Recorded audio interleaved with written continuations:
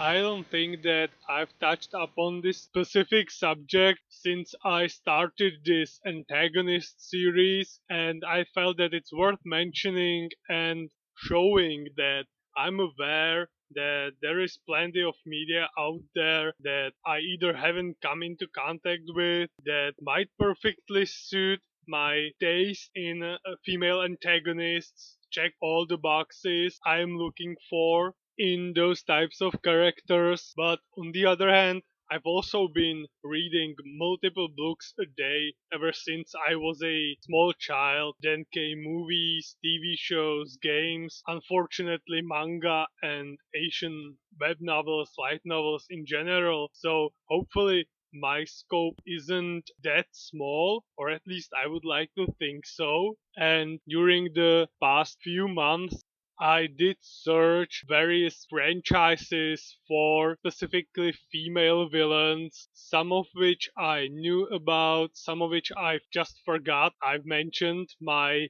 memory, or more precisely, focus and attention occasionally fails me, so I needed to remind myself of their existence, and yet so many of them just fail to fit the criteria. So many of them just blindly follow the orders of some greater male villain. So many of them are in reality just anti-heroes doing what they think is the best for the greater good and aren't even acknowledged by their own story as actual villains, as real antagonists compared to their male counterparts. It's as if some stories felt the need to somehow tone down their evilness even when they are happening outside of our world, our norms and rules, which in turn just doesn't make sense to me. If I take, for example, Kill Bill, a great female character as a lead,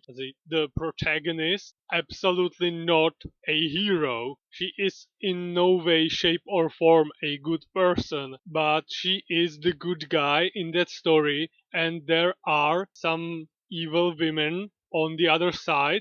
They fit the criteria of evil subordinates that the protagonist has to go through, and yet who is the big bad evil villain at the end who gives the orders? I don't think the stories are lacking in terms of great female characters on the side of the good, or the side that's portrayed as good in that setting. There are many of them that I consider well crafted, fully fledged, inspiring in me as a man and as a reader or a player or a viewer. I do have an issue with stories that are set in completely different world universe, call it however you want, and yet the female characters are still tied, shaped, or constricted by those rules and norms that I've mentioned before of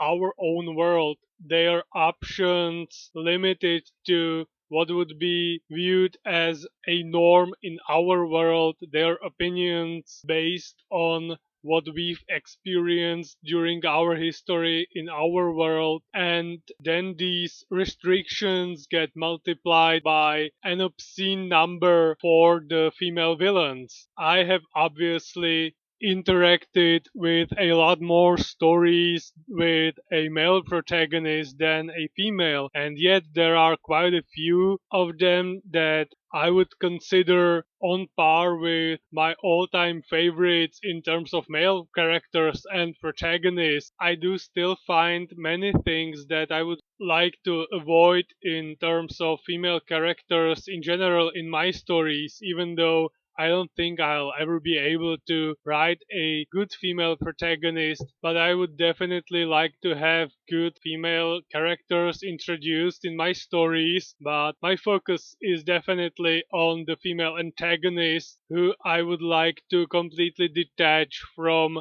what I know and the rules that are in place in my own world, the real world that I live in as the author. Now, for more rapid arrows. Last time we had some dangerous racing on bicycles, and this time the boys encountered a retired old sailor whose punt has been laying around waiting to be repaired and set sail once again. So the old man offers the boys that if they do that, he'll be willing to lend it to them for the length of their trip. So the club gets to work. When they are done, they dub the ship the Shark and set sail where new adventure awaits. They land on an island, leave the ship on the shore and go explore the inland. Meanwhile, a ship of filthy pirates spots their ship and claims it as their own booty, leaving behind a horribly misspelled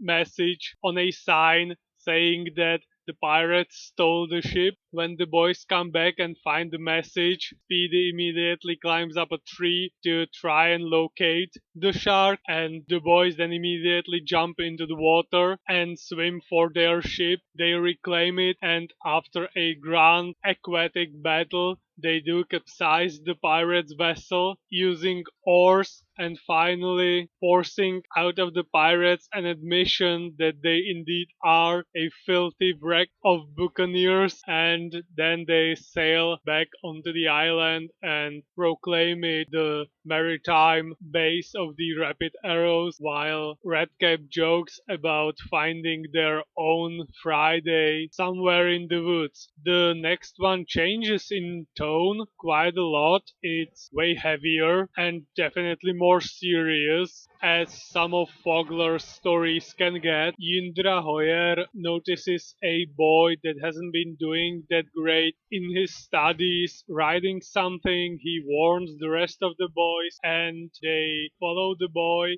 to see him hang out a message that says that he is going to end his life. Just a moment before he's swept under a train, the boys manage to stop him and are able to persuade him to attempt to fix his grades and even offer him to spend the vacation with them on their island that they have discovered in the previous story, where he will be their Friday that Redcap so desired. He manages to fix his grades, and the moment the vacation starts, they pack their things and set for the island. Unfortunately, even during that, some signs that the Friday might not be the greatest addition for the club begin to appear, and then he fails to properly guard the things that they have unpacked. Tents get stolen,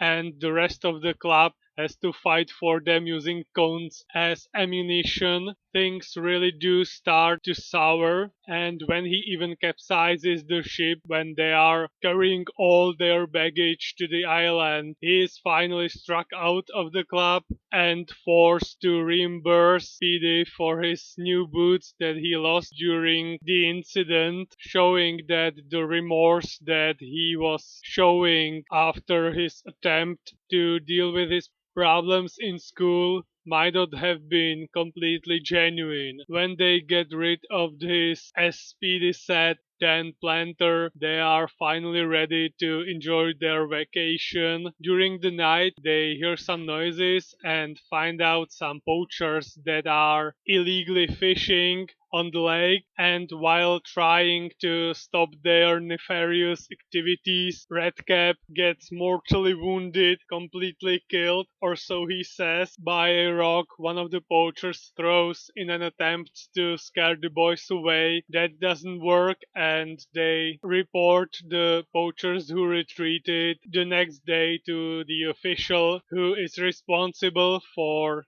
the water body, who then allows them to do some small fishing if they continue to scare away the poachers. Mirek thinks of an activity for the club so that everyone will attempt to create something that would be beneficial for everyone in the club. He creates a small cellar, Yarka creates some board for messages, and Indra and Speedy create a shelter for their kitchen. And while all that happens, Redcap is constantly lamenting that if he just had a very long plank of wood, he would have shown the boys something incredible. So when the rest of the club finally gets him one, he creates for the club a giant water slide that he gives to the club during his first ride, mere moments before submerging into the abyss. After the vacation ends, the boys go back to one of the hobbies that a lot of people did back then,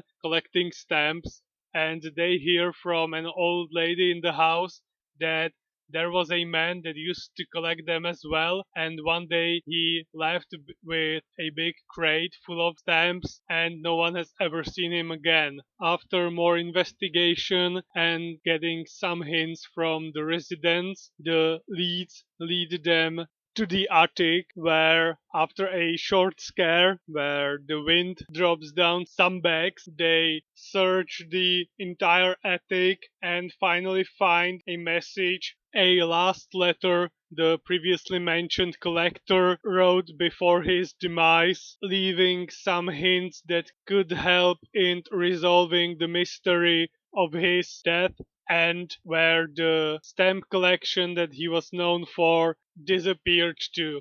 And this is where I'm going to end for today, and I'm going to continue with a short and probably final talk about antagonists and more rapid arrows in the next video.